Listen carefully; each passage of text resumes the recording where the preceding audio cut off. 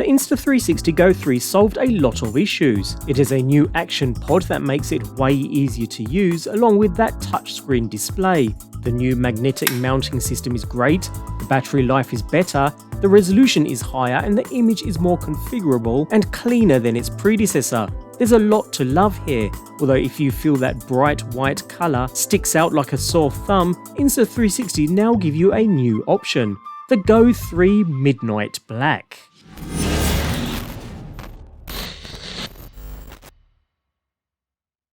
The GO 3 is a great little camera, one you can truly keep on you all the time thanks to its super small size when outside of its remote pod. I really do like this thing, although when worn it does stick out like a sore thumb, and that's where this comes into play. Same camera, new dark sleek colour.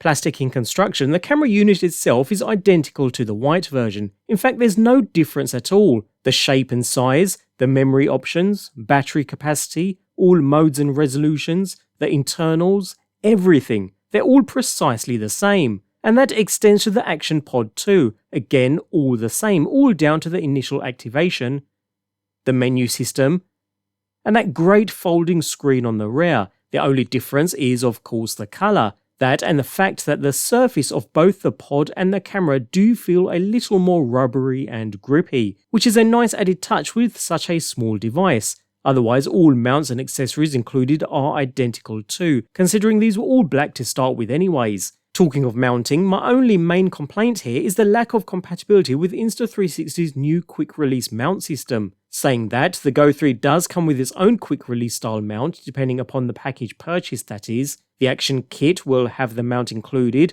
while it's otherwise available as a separate accessory. Just like the quick release system that came with the Ace series, the GO 3 quick release mount incorporates a 1/4" 20 mount, as well as the folding finger mounts too, making it a really useful accessory to have. Saying that, if you did still want to use it with the Ace and the Ace Pro style mount, you always have the option of using the mounting plate and attaching one of the available GO 3 accessories directly to that plate. This now provides the ability to quickly and easily switch between the Ace Pro and the GO 3. Well, if you have good reason to at least. Even so, the beauty of the GO 3 has always been its size, as well as its remote operation thanks to the action pod. One thing the GO 3 has over even the Ace Pro in fact, a larger remote screen with the flexibility to change all camera modes and options in full. Yes, the Ace and the Ace Pro have the GPS preview remote, which is great, but you can't change all camera options as you can with the GO 3. Saying that, I'd like to see compatibility between the preview remote and the GO 3 at some point, even if it's just for adding in that GPS data for overlays. That aside though, when it comes to performance, again precisely the same as the white version considering it's the same lens, same sensor, same internals.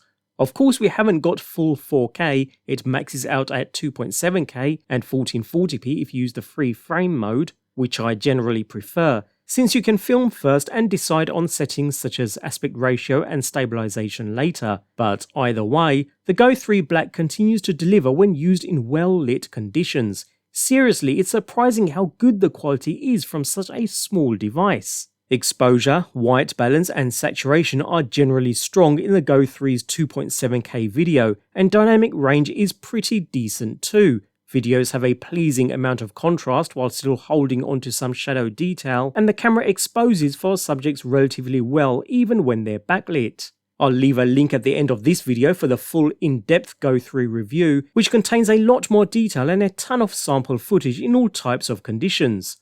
All that aside then, in essence the GO 3 Black is simply a colour change over the existing unit, and I actually really do prefer it in this sleek black, making the camera much less obvious when mounted to your person. It was my only main issue with the white version, and now that it's been addressed I find the GO 3 really is the ideal mini camera. If you're after the highest resolutions and a huge range of settings, or even some AI abilities thrown in, then the Ace Pro is absolutely great. On the other hand, if you're after a tiny camera that's easy to use, or simply just want to place it in the smallest of spaces, yet monitor with a remote viewfinder, now with its smooth black colour that's easier to hide away without people around you staring at what's mounted to you, then the Insta360 GO 3 in its midnight black layout is ideal.